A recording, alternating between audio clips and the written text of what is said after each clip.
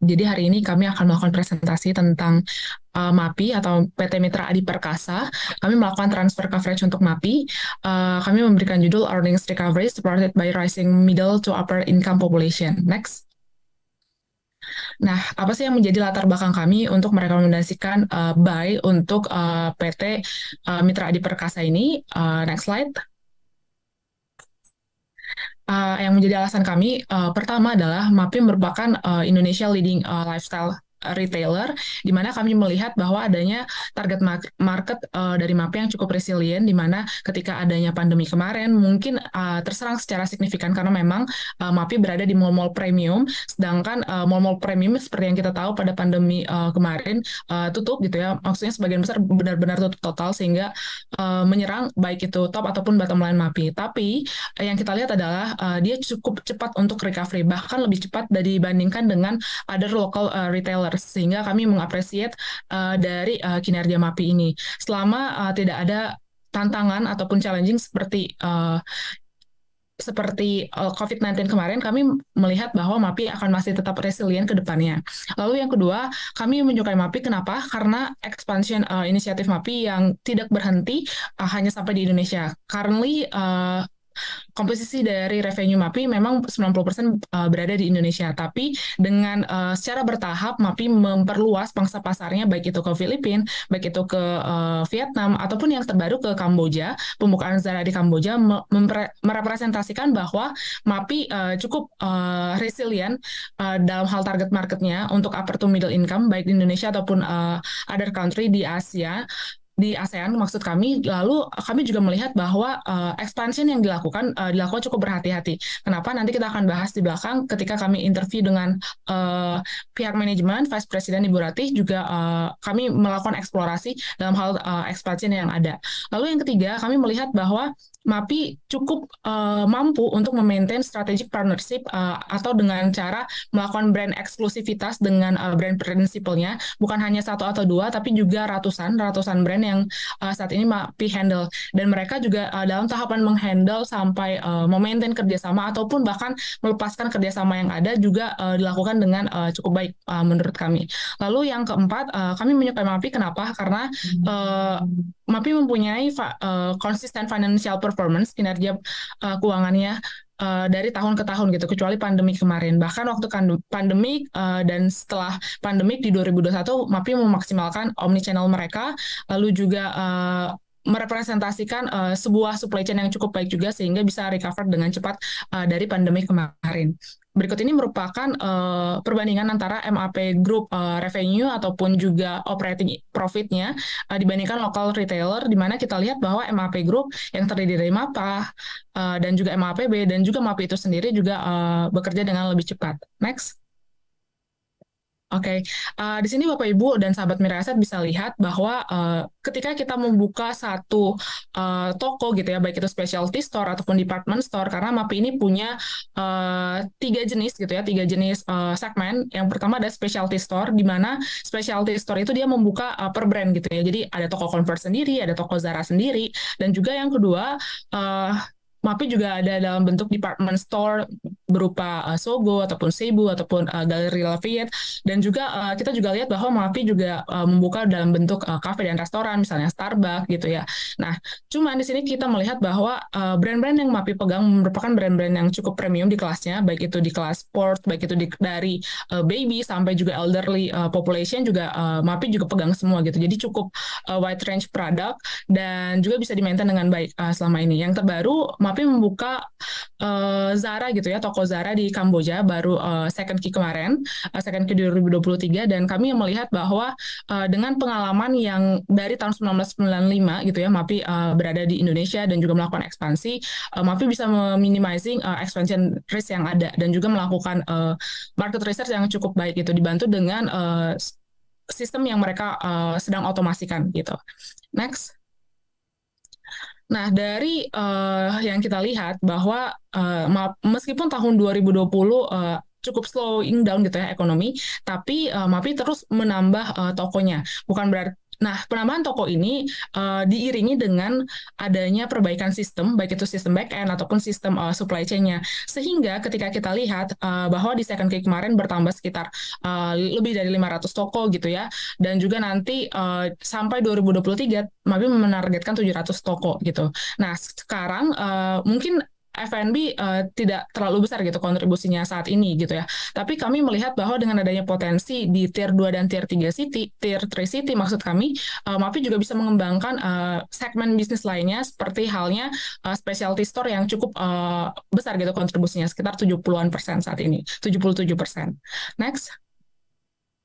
Jadi bukan hanya ekspansi baik itu di dalam negeri ataupun di luar negeri, baik itu di city-city yang cukup crowded seperti Jakarta atau Jabodetabek, di mana Jakarta mengkontribusikan sekitar Jabodetabek mengkontribusikan sekitar 59% dan juga Pulau Jawa 70-an%. Tapi MAPI juga tidak membiarkan tier 2 dan tier 3 city yang mempunyai benefit yang cukup lebih gitu ya untuk disia-siakan, tapi mulai membangun dimulai dari food and beverage-nya, bisnisnya yaitu Starbucks. Namun kami juga melihat selain dari ekspansi yang ada, MAPI juga bisa untuk mempertahankan triple SD-nya saat ini.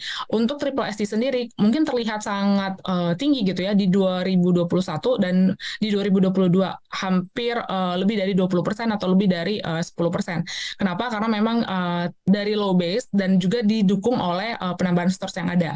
Nah, angka triple S ini sendiri dihitung ketika toko itu sudah 1 tahun ya, Bapak Ibu.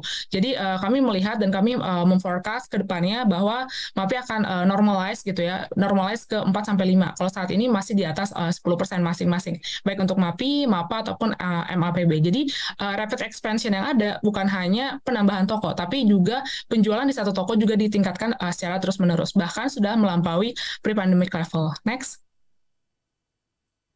Lalu investment thesis kami yang kedua adalah kami melihat bahwa young population baik itu di Indonesia yang menjadi main contributor 90% dari MAPI sales dan juga middle income population dari Indonesia juga semakin meningkat gitu dari tahun ke tahun. Oke, nah Bapak Ibu seperti yang kita tahu bahwa ketika working age population ini bertambah berarti akan semakin baik dan semakin banyak gitu target marketnya, bukan cuma di urban city tapi juga di rural gitu. Next. Oke, next. Berikut ini adalah peningkatannya, dan di samping itu kita juga tahu bahwa ya ini pengetahuan umum juga bahwa GDP per kapita Indonesia naik terus gitu ya. Atau kalau kita hitung pakai CAGR dari 2010 sampai 2022 sekitar 7,8%. Jadi ini juga cukup baik karena ya semakin banyak orang yang cukup mumpuni atau cukup mampu untuk membeli produk-produk yang MAPI tawarkan atau MAPI distribusikan, itu juga akan cukup baik ke depannya. Next. Berikut ini Bapak Ibu bisa lihat bahwa adanya peningkatan dari tahun 2020 dari tahun 2002 sampai 2016 gitu ya. Komposisi dari aspiring middle class, middle sama upper itu juga cukup meningkat gitu di Indonesia. Bahkan PUR juga cukup menurun gitu komposisinya. Di mana hal ini juga cukup baik yang menawarkan sebenarnya demand-nya ada nggak sih untuk produk-produk yang ditawarkan oleh MAPI, dan kami melihat masih cukup tinggi gitu ya untuk pertumbuhannya ke depannya. Next. Oke, nah ketika kita sudah lihat dari sisi geografis Indonesia, apakah masih cukup menguntungkan untuk MAPI atau tidak? Nah, kita juga lihat dari potensi retail market. Seiring dengan pertumbuhan GDP per kapita yang semakin tinggi, kami juga melihat dibantu oleh risetnya Frost & Sullivan, juga Indonesia retail market juga masih punya pertumbuhannya sendiri, bahkan di atas mid single digit, sekitar 9,2%. Next. Nah, bukan cuma Indonesia yang masih membukukan pertumbuhan, meskipun Indonesia pertumbuhannya juga cukup lukratif gitu ya dibandingkan negara ASEAN yang lain, tapi pertumbuhan seperti di Filipina dan juga di Vietnam, Malaysia dan Thailand juga masih mempunyai pertumbuhan sendiri untuk retail market. Jadi masih cukup baik untuk pertumbuhan MAPI ke depannya. Next. Nah, kalau Bapak Ibu bisa lihat di sini, MAPI sebagai key retailer, baik itu athleisure product, fashion, ataupun IoT sendiri di Indonesia. Jadi MAPI ini mempunyai pangsa pasar yang cukup besar. Di samping itu, posisi mereka juga cukup diperhitungkan gitu ya, menempati posisi nomor 1 untuk sports produknya, untuk footwear, dan juga yang nomor 1 juga dalam hal fashion, dan juga nomor 3 dari Mitra Adi Perkasa. Nomor 1 tetap Air Aja ya kalau untuk IoT dan juga mobile aksesorisnya. Nah, di sini kami melihat bahwa posisi MAPI ini juga cukup baik gitu ya ke depannya untuk industri ini karena ya selain punya experience, mereka juga bisa mengembangkan dengan lebih lagi karena sudah adanya sistem yang terotomasi dari sejak lama gitu. Jadi cukup mudah untuk memasukkan brand-brand baru ataupun dalam hal bekerja sama dengan brand-brand premium lainnya. Next. Nah, dari revenue komposisi, kami melihat bahwa specialty stores, khususnya untuk aktif, yang berkontribusi sekitar 38%, itu masih mempunyai offering yang cukup baik untuk MAPI, dan kita lihat di sini bahwa ke depannya gitu ya, kita juga akan memproyeksi bahwa specialty store khususnya untuk aktif masih akan berkontribusi sekitar 30-40%. Next. Oke, ini yang saya bilang tadi, ketika dia bisa bangkit lebih cepat itu kenapa? Karena dia mengaktifasi dari omnichannel-nya sendiri, omnichannel strateginya dimaksimasi, dan kita juga lihat bahwa selain dari kerjasama dengan third party seperti Shopee, Lazada gitu ya, ataupun Tokopedia, MAPI juga mengembangkan their omnichannel sendiri gitu ya, their super app sendiri, MAP Club apps ataupun MAP e-mall gitu ya, dan cukup baik juga peningkatannya bahkan sampai first half 2023 kemarin. Next. Apa yang menjadi latar belakang kami untuk merekomendasikan buy MAPI ini? Yang pertama, kami melihat adanya pertumbuhan ke depannya khususnya specialty stores.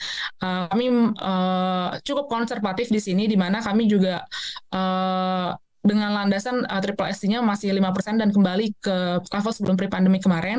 Lalu kami juga melihat bahwa new stores yang ada penambahannya di sekitar 400-an gitu ya, karena akan ada penambahan di Tier 2 and Tier 3 City, dan juga untuk ASEAN. Jadi di sini sebenarnya asumsi kami cukup konservatif untuk meletakkan target price MAPI, dan target price yang kami letakkan itu nanti untuk 2024 ya Bapak Ibu. Jadi kami roll forward karena kami lihat stable untuk 2023 dan nanti akan back to pre-pandemic level lagi di 2024. Jadi target price kami merepresentasikan untuk 2024 punya kinerja. Next. Lalu ini gambaran dari top line sama net profit-nya. Top line-nya masih cukup akan tinggi. Kenapa? Karena di latar belakangnya oleh aggressive expansion yang ada dan juga stable triple ST yang ada. Next. Dan kami berharap dari asumsi kami yang sekarang akan ada pertumbuhan yang cukup signifikan juga gitu ya, atau kontribusi yang cukup signifikan di akhir tahun gitu di 2023. Kenapa? Karena dari yang kita lihat sepanjang fourth key itu kontribusi terhadap full revenue-nya paling tinggi. Jadi target price kami mungkin akan lebih terrepresentasi di akhir kuartal nanti gitu, di akhir kuartal 4 nanti. Next. Kami melakukan interview dengan MAP team, ada Ibu VP, Vice President Ibu Rati. Di situ kami mendapatkan banyak insight, nanti Bapak Ibu bisa lihat juga di report kami, baik itu belajar dari basic untuk MAPI itu sendiri, bisnisnya pun gambaran ke depannya. Nah, dari gambaran ke depannya, sebenarnya MAPI itu akan melakukan ekspansi, tetap di pipeline mereka tetap ada rencana ekspansi, penambahan brand, meskipun belum disclose ya Bapak Ibu untuk berapa di 2024, tapi dengan sistem mereka yang cukup baik gitu ya, sistem supply chain dan juga sistem untuk pengalokasian merchandise mereka yang cukup baik dengan pakai sistem Blue Yonder gitu, masih bisa improve of margin, stable in terms of marginnya.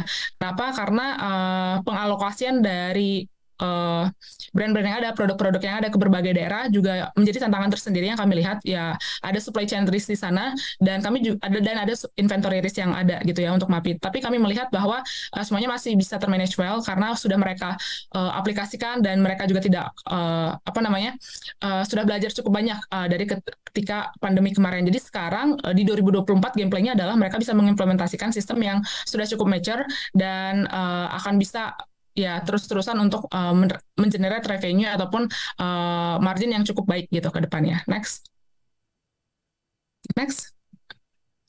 Oke, sekarang kita berada di slide terakhir. Kami merekomendasikan MAPI dengan buy recommendation dengan target price sekitar 2.250.